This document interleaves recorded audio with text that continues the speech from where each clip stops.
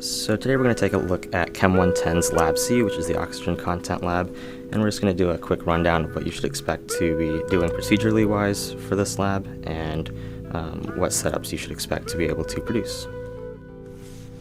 So we're going to start off by clamping a balloon using a spring clamp. So as you can see here, it works a little bit better with two people. You can do it by yourself, but with two people it just makes things go a little bit smoother.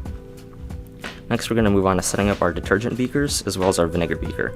So as you can see here, we have two beakers out, both of which are going to be set up with our detergent mixture, and this is what our syringes are going to be sitting in once we have our steel wool inside of them. And then that third beaker there, we're going to fill up with our vinegar solution, which has been prepped for you already. So with the procedures, you're going to want to use the values that are given to you in the lab procedures instead of just estimating like this, but for the purpose of this procedure, we'll go ahead and just estimate. And then you're going to want to add your NaCl into the vinegar, and so a few scoops should be fine. And you're going to mix that in until you don't see any or very few clumps of NaCl floating around in your solution.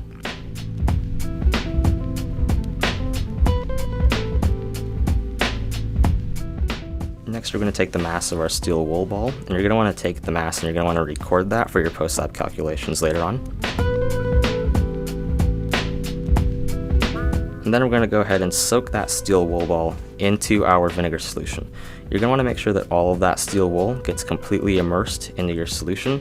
That way your oxidation occurs a little bit better. So while that's soaking, we're going to go ahead and start setting up the rest of our lab prep. So to do so, we're going to pull apart our syringe and we're going to remove the plunger. And then we're going to take our 3-prong clamp and we're going to set that up onto a ring stand. And this is just a little time save, a little tip or trick that you can use.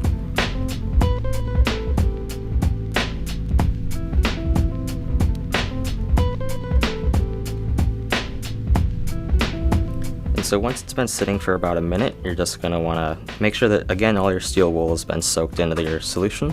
And then you're going to want to take it over to the sink, where you're going to want to make sure you shake off all of your excess solution.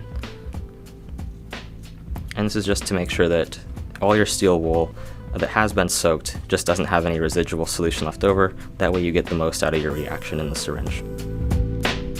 Then we're going to take our steel wool and push it down into the syringe between about the 10 milliliter and 30 milliliter mark.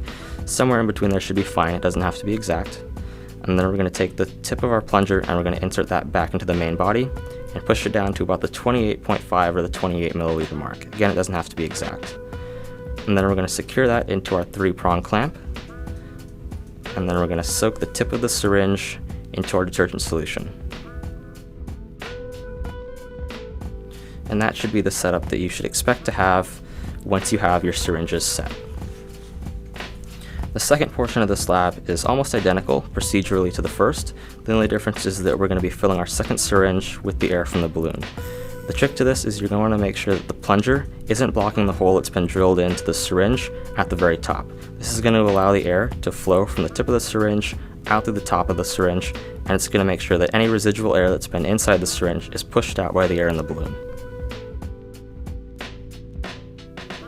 And that should be the setup that your second syringe should look like. And then once you've successfully set up both of your syringes, this is what your complete lab setup should look like.